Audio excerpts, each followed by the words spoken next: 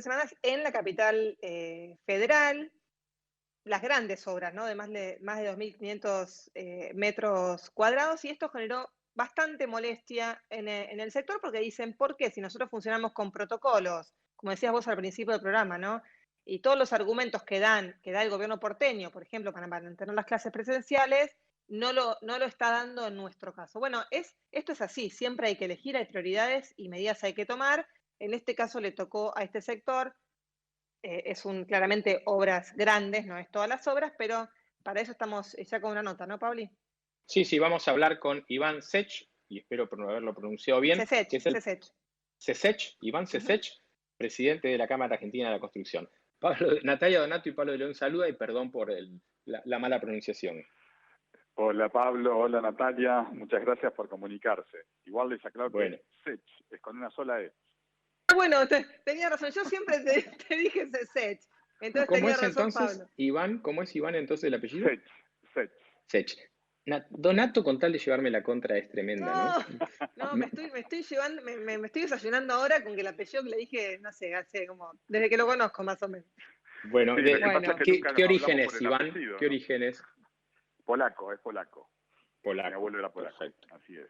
Bueno, volvamos de Polonia a la ciudad de Buenos Aires y las noticias que el gobierno de la ciudad, que se diferencia con el tema de las clases y mantiene las clases presenciales tanto en el nivel inicial como en la primaria y tiene un sistema bimodal, en la secundaria tomó la decisión de frenar las obras de construcción de más de 2.500 metros cuadrados, corregime en todo caso si lo dije mal. ¿Cuál es la posición de ustedes al respecto? Es correcto lo que vos decís, son obras mayores a 2.500 metros cuadrados. La verdad que es una medida tremenda, ¿no? Es una medida que nosotros lo vemos como realmente un golpe bajo para nuestra industria. ¿Y por qué digo esto? Porque nosotros, antes de incluso el inicio de la cuarentena, ya el 19 de marzo, ya desde febrero y viendo lo que pasaba en Europa, empezamos a trabajar muy fuertemente en generar los protocolos de trabajo para poder justamente, sabiendo que se venían restricciones, poder ir abriendo paulatinamente la actividad con seguridad, cuidando a nuestra gente. Y así fue como lo hicimos durante todo el año pasado, ¿no? A partir de abril, en algunos casos en mayo, y paulatinamente fuimos abriendo. En donde más tardamos en abrir fue justamente en el AMBA, si ustedes recuerdan, allá por octubre. Y de hecho cuando se abrió fue el peor momento, digamos, de todo el recorrido que habíamos tenido previamente. Es decir, habíamos demostrado ya en todo el país la escasa, digamos, cantidad de contagios. Y hoy de hecho, digamos, con más de un año ya de pandemia con restricciones, hemos demostrado, aplicando nuestro protocolo, que hemos tenido solamente 7.000 casos detectados en puerta de obras, de los cuales el 80% son casos producidos fuera de la obra, con lo cual, digamos, viendo que encima nosotros en la ciudad de Buenos Aires no podemos trasladar a nuestros obreros en el transporte público, sino que se hace por transporte privado, con un protocolo inclusive aprobado por la Superintendencia de Riesgos de Trabajo para aplicar justamente a la movilidad. Realmente esta medida del gobierno de la ciudad es algo que es muy inoportuno y encima es muy grave, porque imagínate que en esas obras de más de 2.500 metros cuadrados, que aprovecho para decir no son grandes obras, son obras medianas, incluso imagínense, son 5 pisos de 500 metros, digamos, tampoco es una gran obra. Bueno, la realidad es que son alrededor de entre 700 y 1.000 obras en toda la ciudad de Buenos Aires. Bueno, todo eso hace que en esos lugares el ingreso, tanto para la empresa, como para el trabajador, como para todos los que funcionan en ese nicho de negocio, sea cero. Es decir, el resto de las industrias, ya sea la gastronomía, el turismo, etcétera, que están muy restringidas, ninguna tiene la restricción de cero como nos va a tocar a nosotros. Y la verdad que con todo el esfuerzo que hemos hecho y con los números que hemos probado, realmente el hecho de que por evitar circulación, una situación que en nuestro caso está prohibida, en todo caso por una cuestión incluso de hasta falta de control del transporte público, que no es nuestra responsabilidad, tengamos nosotros que parar 21 días, realmente es increíble, ¿no? Con lo cual esperamos expectantes la reunión que nos dijeron el día de ayer, cuando salieron las restricciones y ante, por supuesto, la comunicación nuestra, nos dijeron que entre lunes y martes estaríamos reuniéndonos para ver de qué manera podemos flexibilizar cuanto antes esta situación. De todas maneras, ¿Cuántos trabajadores, Iván, tremendo, cuántos trabajadores se ven afectados por esto y qué pasa a partir del lunes con estas obras? ¿Se paralizan y digamos, cuáles son las consecuencias? Te agradezco muchísimo la pregunta, Natalia, muy buena. Para que tengas una idea, la Ciudad de Buenos Aires hoy tiene 62.000 trabajadores en la industria de la construcción, ¿sí? Llegamos a tener en el mejor momento, digamos, de los últimos 20 meses, ¿no? Y antes de la pandemia, 75.000 trabajadores. Después bajamos a 52, es decir, básicamente perdimos 23.000 puestos de trabajo durante la pandemia y recuperamos 10.000, ¿sí? Y hoy, digamos, con esta situación, el día lunes va a ser un día muy, muy negativo en las obras, porque más allá de que, por supuesto, tampoco se previó lo que siempre hemos dicho también en la cuarentena anterior, por lo menos unos días para acomodar las obras, para no generar problemas a los vecinos, ¿no es cierto? Porque no nos olvidemos que un viernes a la tarde cerramos la obra, nos fuimos a nuestra casa y no podemos volver más.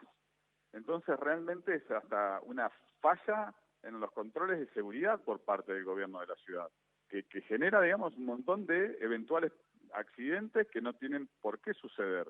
Y el lunes lo que va a suceder es que muchos trabajadores van a ir igual a las obras porque los trabajadores, a diferencia de los trabajadores del sector público, de donde se toman las medidas, no tienen la garantía, digamos, de cobrar al fin de mes, ¿no? Con lo cual, realmente es una grave preocupación que tienen, ¿no? Y lo mismo nos pasa a nosotros, con lo cual... O sea, Iván, ¿dejan de cobrar los trabajadores que no van a estos 21 días, dejan de cobrar o no en el caso de las grandes, de estas obras que son con constructoras? Bueno, en nuestro caso es una situación a ver entre cada empleador y los trabajadores, pero el convenio claramente especifica que, digamos, cuando no hay horas trabajadas son horas no liquidadas, ¿no?